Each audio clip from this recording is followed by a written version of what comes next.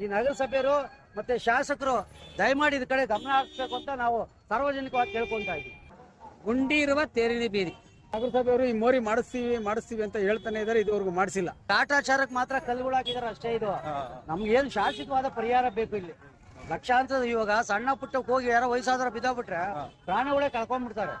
ಮುಜರಾಯಿ ಇಲಾಖೆಗೆ ಸೇರೈತೆ ಆಂಜನೇಯ ದೇವಸ್ಥಾನ ನೋಡ್ರಿ, ಆ ಕಟ್ಟೆ ಇದೆಯಲ್ಲ, ಆ ಕಟ್ಟೆ ಸಹ ರೆಡಿ ಮಾಡಕ್ ಆಗಿಲ್ಲ ಅವ್ರ ಕೈಲಿ.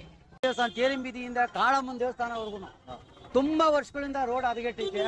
ನೋಡಿ, ಬೆಸ್ಕಾಂ ಅವರು ಎಷ್ಟು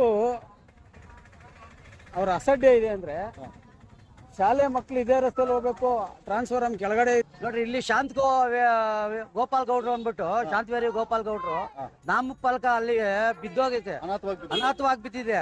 ಅವರು ನಮ್ಮ ದೇಶಕ್ಕೋಸ್ಕರ, ನಮ್ಮ ರಾಜ್ಯಕ್ಕೋಸ್ಕರ ದುಡ್ದಿರೋಂತ ಹೋರಾಟಗಾರರು ಅವರು.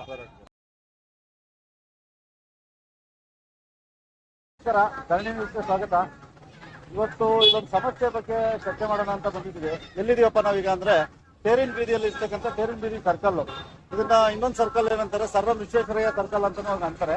ಇಲ್ಲೇ ಆಂಜನೇಯ ಸ್ವಾಮಿ ದೇವಸ್ಥಾನ ಇದೆ, ಪ್ರಸನ್ನ ಆಂಜನೇಯ ಸ್ವಾಮಿ ದೇವಸ್ಥಾನ. ಆಮೇಲೆ ತೇರಿನ ಬೀದಿಯಲ್ಲಿ ಜಾತ್ರೆ ಎಲ್ಲ ಆದ್ರೆ ಮುಖ್ಯ ಮೈನ್ ಸ್ಥಳ ಇಲ್ಲದೆ ತೇರು ನಿಂತ್ಕೊಳ್ಳೋಂಥ ಜಾಗ ಇದು. ಇಲ್ಲಿನ ಸಮಸ್ಯೆ ಏನಪ್ಪಾ ಅನ್ನೋದು ಇಲ್ಲಿನ ಸ್ಥಳೀಯರ ಬಗ್ಗೆ ಕೇಳಿ ತಿಳ್ಕೊಳ್ಳೋಣ. ಸರ್ ನಮಸ್ಕಾರ. ಸರ್ ನಿಮ್ಮ ಹೆಸರು? ವೆಂಕಟೇಶ್ ಅಂದ್ಬಿಟ್ಟು. ಸರ್, ಈಗ ಏನ್ ಸಮಸ್ಯೆ ಇಲ್ಲಿ, ಏನು ನಡೀತಾ ಇದೆ, ಏನಾಗಿದೆ, ಸ್ವಲ್ಪ ದಯವಿಟ್ಟು ಸಂಪೂರ್ಣವಾಗಿ ವಿಷಯನ ಕೂಲಂಕುಷವಾಗಿ ಹೇಳಿ. ನೋಡಿ, ಇಲ್ಲಿ ಇದೆಯಲ್ಲ, ಇದು ತುಂಬಾ ವರ್ಷಗಳಿಂದ ಹಿಂಗೆ ಇದೆ. ಸುಮಾರು ಒಂದು 3-4 ವರ್ಷದಿಂದ ಹಿಂಗೆ ಇದೆ. ಸಾಕಷ್ಟು ಹೇಳಿದ್ವಿ ಸಾರ್ವಜನಿಕವಾಗಿ. ಆಮೇಲೆ ನಗರಸಭೆಗೆ ಮತ್ತೆ ಸ್ಥಳೀಯ ಏನ್ ನಗರಸಭಾ ಸದಸ್ಯರು ಗೆದ್ದಿದ್ದಾರೆ, ಅವ್ರು ಬೆಳಗ್ಗೆ ಆದ್ರೆ ಹಿಂಗೆ ಓಡಾಡ್ತಾರೆ. ಅವ್ರ ಸಮಸ್ಯೆಗಳ ಬಗ್ಗೆ ಅವ್ರ ಕಣ್ಣು ಮುಂದೆನೆ ಐತೆ, ಏನು ಕೂಡ ಮಾಡ್ತಾ ಇಲ್ಲ. ಇಲ್ಲಿ ಸಾಕಷ್ಟು ಜನ ವಿದ್ಯಾರ್ಥಿಗಳು ಬೆಳಗ್ಗೆ ಇದ್ರೆ ಓಡಾಡ್ತಾರೆ. ಒಂದು ಮೊನ್ನೆ ಇದ್ದಕ್ಕಿದಂಗೆನೆ ಒಬ್ಬ 2 ವೀಲರ್ ಬಂದ, ಅವನು ಹಂಗ್ ಬಂದ, ಇವನ್ ಬಂದ, ಬಿದ್ದು ಹೋಗ್ಬಿಟ್ಟ ಅದ್ರೊಳಗೆ. ಕಾಟಾಚಾರಕ್ಕೆ ಮಾತ್ರ ಕಲ್ಲುಗಳು ಹಾಕಿದಾರೆ ಅಷ್ಟೇ. ಇದು ನಮ್ಗೆ ಏನು ಶಾಶ್ವತವಾದ ಪರಿಹಾರ ಬೇಕು. ಇಲ್ಲಿ ಲಕ್ಷಾಂತರ ಇವಾಗ ಸಣ್ಣ ಪುಟ್ಟಕ್ಕೆ ಹೋಗಿ ಯಾರೋ ವಯಸ್ಸಾದ್ರ ಬಿದ್ದೋಗ್ಬಿಟ್ರೆ ಪ್ರಾಣಿಗಳೇ ಕಳ್ಕೊಂಡ್ಬಿಡ್ತಾರೆ. ದಯಮಾಡಿ ಏನ್ ನಗರಸಭೆ ಆಡಳಿತ ಐತೆ, ಇದ್ರ ಬಗ್ಗೆ ಗಮನ ಹರಿಸ್ಬೇಕು. ಮತ್ತೆ ಸ್ಥಳೀಯ ಶಾಸಕರು ಕೂಡ ಇದ್ರ ಬಗ್ಗೆ ಸ್ವಲ್ಪ ಗಮನ ಹರಿಸಿ ಆದಷ್ಟು ತುರ್ತವಾಗಿ ಮಾಡಿಸ್ಬೇಕು. ಇಲ್ಲಿ ವೆಂಕಟೇಶ್ವರ ಸ್ವಾಮಿ ಜಾತ್ರೆ ನಡೀತೈತೆ, ಆಮೇಲೆ ಲಕ್ಷಾಂತರ ರೂಪಾಯಿ ಇದರಿಂದ ವರಮಾನ ಹೋಗ್ತೈತೆ ಸರ್ಕಾರಕ್ಕೆ. ಮುಜರಾಯಿ ಇಲಾಖೆಗೆ ಸೇರೈತೆ ಆಂಜನೇಯ ದೇವಸ್ಥಾನ ನೋಡ್ರಿ, ಆ ಕಟ್ಟೆ ಇದೆಯಲ್ಲ, ಆ ಕಟ್ಟೆ ಸಹ ರೆಡಿ ಮಾಡಕ್ ಆಗಿಲ್ಲ ಅವ್ರ ಕೈಲಿ. ನೋಡ್ರಿ, ಇಲ್ಲಿ ಗೋಪಾಲ್ ಗೌಡ್ರು ಅಂದ್ಬಿಟ್ಟು, ಶಾಂತವೇರಿ ಗೋಪಾಲ್ ಗೌಡ್ರು ನಾಮಫಲಕ ಅಲ್ಲಿ ಬಿದ್ದೋಗೈತೆ, ಅನಾಥವಾಗಿ ಬಿದ್ದಿದೆ. ಅವರು ನಮ್ಮ ದೇಶಕ್ಕೋಸ್ಕರ, ನಮ್ಮ ರಾಜ್ಯಕ್ಕೋಸ್ಕರ ದುಡ್ದಿರೋಂತ ಹೋರಾಟಗಾರರು ಅವರು. ಅವ್ರದ್ದು ಹೆಸರು ಇಲ್ಲಿ ಇಕ್ಕಿದ ರಸ್ತೆಗೆ, ಅದು ಕೂಡ ಅಲ್ಲೇ ಬಿದ್ದಿದೆ. ಅದ್ರ ಬಗ್ಗೆ ಕೂಡ ಈ ಸ್ಥಳೀಯ ಶಾಸಕರಾಗ್ಲಿ ಮತ್ತೆ ನಗರಸಭಾ ಸದಸ್ಯರಾಗ್ಲಿ ಯಾರು ಕೂಡ ಗಮನ ಹರಿಸ್ತಾ ಇಲ್ಲ. ಆಮೇಲೆ ಕಾಳಮ್ಮನ ದೇವಸ್ಥಾನ, ತೇರಿನ ಬೀದಿಯಿಂದ ಕಾಳಮ್ಮನ ದೇವಸ್ಥಾನವರೆಗೂ ತುಂಬಾ ವರ್ಷಗಳಿಂದ ರೋಡ್ ಹದಗೆಟ್ಟಿದೆ. ಸ್ವಲ್ಪ ಗುಂಡಿಗಳು ಕೂಡ ಮುಚ್ಚಾಕತ್ತಾ ಇಲ್ಲ ಅವ್ರ ಕೈ. ಇದಲ್ಲ ಇವಾಗ ನೋಡ್ರಿ, ಅರವಿಂದ ಇದೆ, ನಳಂದ ಇದೆ, ಆಮೇಲೆ TCH ಇದೆ, ಆಮೇಲೆ ತಿರ್ಗಾ MSU ಸ್ಕೂಲ್ ಇದೆ, ಇಲ್ಲಿ ಬಂದ್ರೆ PTC ಇದೆ. ಎಷ್ಟು ಶಾಲೆಗಳಿವೆ ಗೊತ್ತಾ ಇಲ್ಲಿ, ಸುಮಾರು 6-7 ಶಾಲೆಗಳು. ಆಮೇಲೆ ಕೊಂಗಡಿಯಪ್ಪ ಕಾಲೇಜ್ ಹೋಗ್ಬೇಕಾದಲ್ಲ, ಇಲ್ಲಿವರೆಲ್ಲ ಹಿಂಗೆ ಹೋಗ್ತಾರೆ ವಿದ್ಯಾರ್ಥಿಗಳು. ಅದಕ್ಕಿಂತ ಮುಖ್ಯವಾಗಿ ತೇರಿನ ಬೀದಿ ಸರ್, ಈ ತೇರಿನ ಬೀದಿಗೆ ಅಂತ ಒಂದು ಒಳ್ಳೆ ಹೆಸರಿದೆ, ಇತಿಹಾಸ ಇದೆ ತೇರಿನ ಬೀದಿಗೆ. ಆ ತೇರಿನ ಬೀದಿ ಸರ್ಕಲ್ ಅಲ್ಲೇ ಈ ತರ ಅನ್ಯಾಯ ನಡೀತಾ ಇದ್ರು ಕೂಡ ಯಾರು ನೋಡಿದ್ರೆ ಕೇಳೋರಿಲ್ಲ. ಇಲ್ಲ ಆ ತರ ಆಗೋಗ್ಬಿಟ್ಟಿದೆ. ದಯಮಾಡಿ ಇದ್ರ ಬಗ್ಗೆ ಗಮನ ಹರಿಸ್ಬೇಕು. ಅವ್ರು ಯಾರೋ ಸಂಬಂಧಪಟ್ಟವರು, ನಗರಸಭಾ ಸದಸ್ಯರಾಗಿರ್ಬೋದು, ಶಾಸಕರಾಗಿರ್ಬೋದು, ಸಂಬಂಧಪಟ್ಟವ್ರು ಬೇಗ ಈ ಕೂಡಲೇ ರೆಡಿ ಮಾಡಿಸ್ಬೇಕು ಅಂತ ನಮ್ಮ ಒತ್ತಾಯ. ಸರ್ ನಮಸ್ಕಾರ.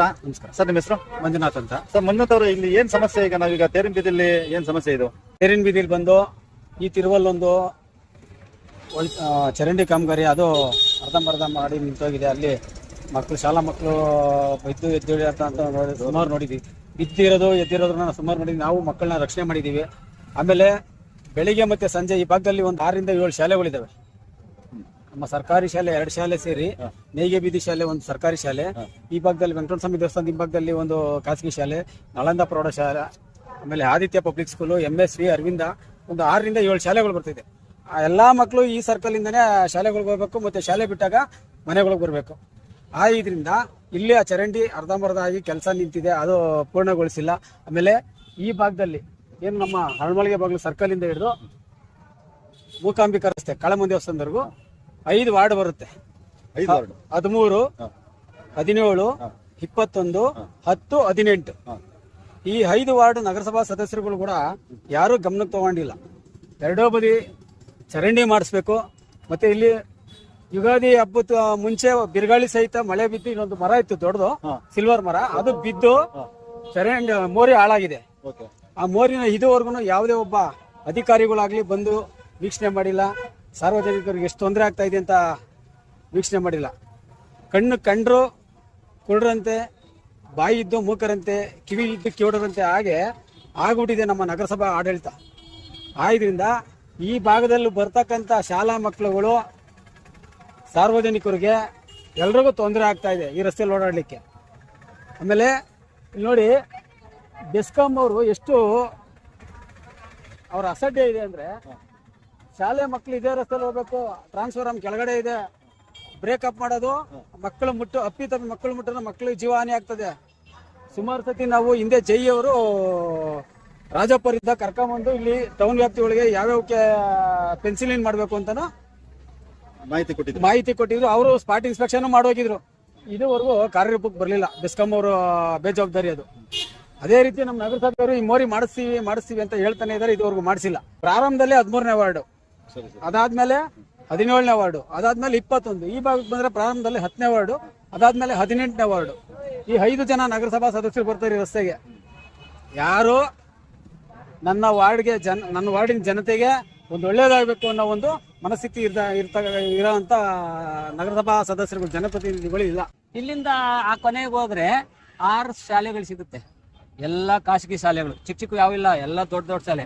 ಚಿಕ್ಕ ಶಾಲೆ, ಚೊಕ್ಕ ಶಾಲೆ ಅಂದ್ರೆ ಅಳಮಲ್ಲಿಗೆ ಬಾಗಲ್ ಶಾಲೆ, ಸರ್ಕಾರಿ ಶಾಲೆ. ಇದ್ರಲ್ಲಿ 200 ಜನ ಮಕ್ಕಳವ್ರೆ. ಇನ್ನು ಮಿಕ್ಕದವರೆಲ್ಲ ಹೈಟೆಕ್ನಾಗೆ ಜೋರಾಗವ್ರೆ. ಹೈಟೆಕ್ ಬಂದಾಗ ದೊಡ್ಡ ದೊಡ್ಡ ಗಾಡಿಗಳು, 2 ವೀಲರ್ಸ್ಗಳು ಎಲ್ಲ ಓಡಾಡ್ತವೆ.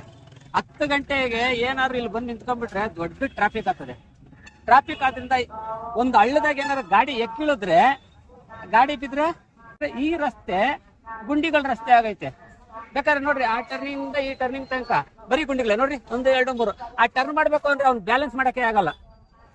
ಆದ್ರಿಂದ ಇದ್ರೊಳಗೆ ಈ ವಾರ್ಡು ಯಾರಿಗೆ ಸೇರೈತ ಗೊತ್ತಿಲ್ಲ. ರಸ್ತೆ ಅನಾಥ ಆಗಿದೆ ಅಂತ. ರಸ್ತೆ ಅನಾಥ. ಈ ವಾರ್ಡು ಯಾರಿಗೆ ಸೇರೈತೆ? 10 ಕಡೆಯಿಂದ 13ನೇ ವಾರ್ಡು, ಇತ್ ಕಡೆ 14, ಇತ್ ಕಡೆ ವಾರ್ಡ್ ಬೇರೆ 9. ಈ 3 ರಸ್ತೆಗೆ ಅನಾಥವಾದ ರಸ್ತೆ. ಈ ರಸ್ತೆಗೆ ಯಾರು ವಾರಿಸ್ತಾರೆ ಗೊತ್ತಾಗ್ತಾ ಇಲ್ಲ. ಅದರಲ್ಲಿ ಸರ್ಕಲಿನ ಇತಿಹಾಸ ಬಹಳ ದೊಡ್ಡದು. ಚಿಕ್ಕ ಸಣ್ಣದಾಗಲ್ಲ, ಸರ್ಕಲ್ ಆಗಿರೋದೇ 53ರಾಗೆ, 1953 ಮರ ನೋಡೋರೇನೆ ಗೊತ್ತಾಗ್ತದೆ. ಇಲ್ಲಿ ಬಂದು ಇಲ್ಲಿ ಕೂತೋರು ಯಾರೇ ಆಗ್ಲಿ ಎದ್ ಬರಕ್ ಮನಸ್ಸು ಬರಲ್ಲ. ಅಷ್ಟು ವಾತಾವರಣ ಚೆನ್ನಾಗಿದೆ. ದೊಡ್ಡ AC ಮನೆನ ಕೂತರು ಇಂಥ ನೆಮ್ಮದಿ ಸಿಗಲ್ಲ. ಈ ಸರ್ಕಲ್ ಹಿಂಗಿರೋ ಸರ್ಕಲ್ ಆಗಿ ಬರೀ ಗುಂಡಿಗಳೇ.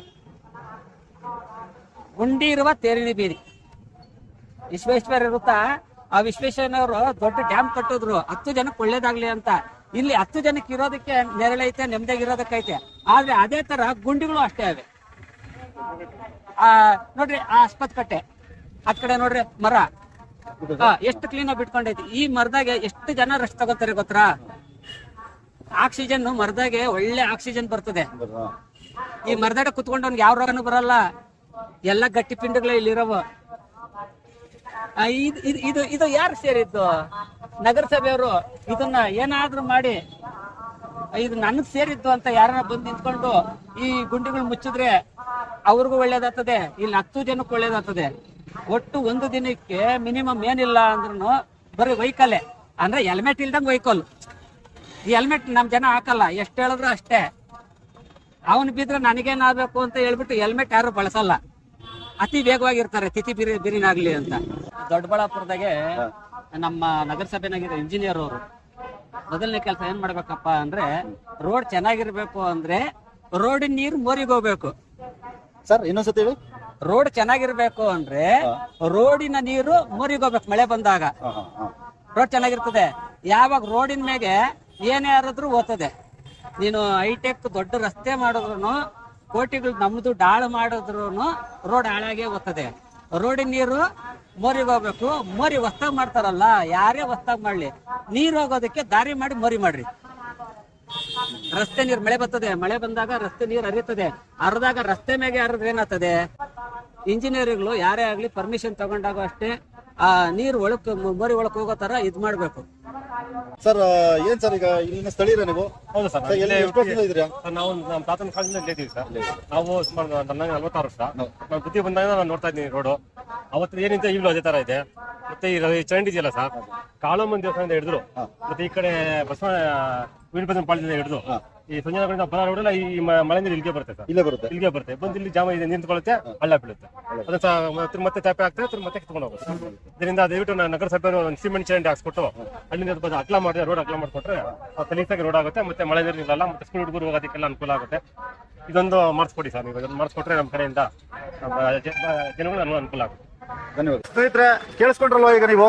ಇಲ್ಲಿನ ಸಾರ್ವಜನಿಕರ ಹತ್ರ ನಾವು ಸುಮಾರು ಜನರ ಹತ್ರ ಈಗ ಚರ್ಚೆ ಮಾಡಿ ಮುಕ್ತವಾಗಿ ಅವರ ಸಮಸ್ಯೆಗೆ ಏನು ಅಂತ ಹೇಳಿದರೆ, ಸಂಬಂಧಪಟ್ಟ ಅಧಿಕಾರಿಗಳು ಕೂಡಲೇ ಎಚ್ಚೆತ್ತು ಏನಿದೆ ಇಲ್ಲಿನ ರಸ್ತೆ ಸಮಸ್ಯೆ ಆಗಿರ್ಬೋದು, ಅಥವಾ ಚರಂಡಿ ಸಮಸ್ಯೆ ಆಗಿರ್ಬೋದು, ಅಥವಾ ಒಳಚರಂಡಿ ಸಮಸ್ಯೆ ಆಗಿರ್ಬೋದು, ಯಾವುದೇ ಒಂದು ಸಮಸ್ಯೆನ ಯಾಕಂದ್ರೆ ನಾವು ಯಾಕೆ ಹೇಳ್ತಾ ಇದೀವಿ ಅಂತಂದ್ರೆ, ಇಲ್ಲಿ ಸುಮಾರು ತಿಳಿದಂಗೆ ಒಂದು 6 ರಿಂದ 7 ಪ್ರೈವೇಟ್ ಶಾಲೆಗಳಿದ್ದಾವೆ. ಹಾಗೆ ಇಲ್ಲೊಂದು ಸರ್ಕಾರಿ ಶಾಲೆ ಇದೆ. ಹಿಂದ್ಗಡೆ ನೋಡಿದ್ರೆ ನಿಮಗೆ ದೇವಸ್ಥಾನ ಇದೆ. ಹೀಗೆ ಈ ಲೈನಲ್ಲಿ ಹೋದ್ರೆ ಸುಮಾರು ಒಂದು 10 ದೇವಸ್ಥಾನ ಸಿಗುತ್ತೆ ಈ ರಸ್ತೆಯಲ್ಲಿ. ಇಷ್ಟೆಲ್ಲ ಅನುಕೂಲವಾಗಿರ್ತಕ್ಕಂಥ ಜಾಗ, ಆಮೇಲೆ ದೊಡ್ಡಬಳ್ಳಾಪುರಕ್ಕೆ ಮುಖ್ಯವಾದ ಜಾಗ ಅಂತ ನಾನು ಭಾವಿಸ್ತಾ ಇದ್ದೀನಿ. ಆದ ಕಾರಣ ಸಂಬಂಧಪಟ್ಟ ಅಧಿಕಾರಿಗಳು ಕೂಡಲೇ ಎಚ್ಚೆತ್ತು ಈ ಒಂದು ರಸ್ತೆ ಹಾಗೆ ಚರಂಡಿನ ಮಾಡಿಕೊಡ್ಬೇಕಾಗಿ ಮನವಿ.